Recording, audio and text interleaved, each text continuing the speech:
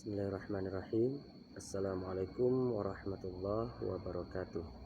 Saya Bagas Juliana Fakri dengan NIM 2330101033 akan mempresentasikan tentang analisis konten yang diberikan oleh Ibu, yaitu di sini kita akan menganalisis tentang stigma kesehatan mental di Indonesia dengan dosen pengampu yaitunya Dr. Irman SAG MPD dan juga Ibu Elsa Dina Susandra SPD MPD.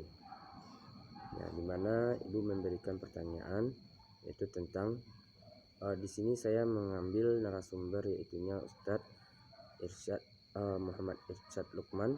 Ya, beliau sebagai imam di masjid dan saya mengambil beliau sebagai narasumber saya untuk memberikan pendapat tentang bagaimana tentang pertanyaan-pertanyaan dalam stigma kesehatan yang terjadi di Indonesia, kesehatan mental yang terjadi di Indonesia.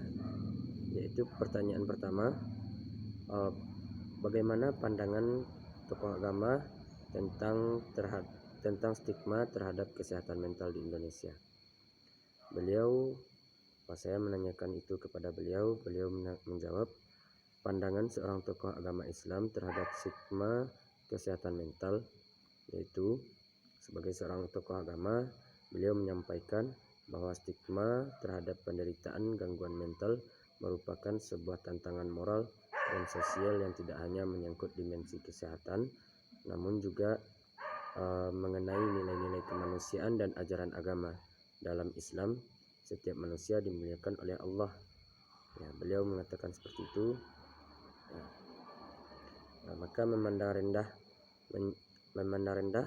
menyingkirkan atau mempermalukan sesama manusia yang mengalami ujian berupa gangguan kejiwaan adalah tindakan yang bertentangan dengan prinsip keramah insaniyah, kemuliaan manusia dalam Islam.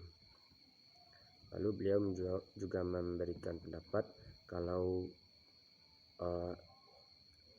pandangan agama tentang stigma terhadap kesehatan mental di Indonesia, juga beliau memberikan pendapat bahwa gangguan mental bukan aib namun ujian, kata beliau. Dalam masyarakat kita masih berkembang pandangan bahwa orang yang mengalami depresi, skizofrenia atau gangguan kecemasan dianggap kurang iman, jauh dari agama, atau bahkan kerasukan jin. Ini adalah kesalahan besar yang harus diluruskan. Rasulullah SAW sendiri tidak pernah mengolok-olokkan atau mendiskriminasi orang yang sakit baik fisik maupun psikisnya. Maka siapapun yang diuji oleh Allah dengan gangguan mental tetap dalam posisi terhormat di mata Allah dan harus mendapatkan perlakuan yang manusiawi serta dukungan sosial dan spiritual komunitasnya. Lalu saya lanjut kepada pertanyaan kedua kepada beliau, bagaimana peran agama dalam pemulihan mental seorang yang terjadi stigma. Beliau menjawab, agama memiliki peran yang penting dalam pemulihan kesehatan mental. Iman, zikir, salat, dan tilawah Al-Quran dapat menjadi ketenangan batin dan menguatkan jiwa. Namun harus ditegaskan bahwa agama tidak boleh digunakan untuk menyalahkan penderita atau menggantikan peran medis.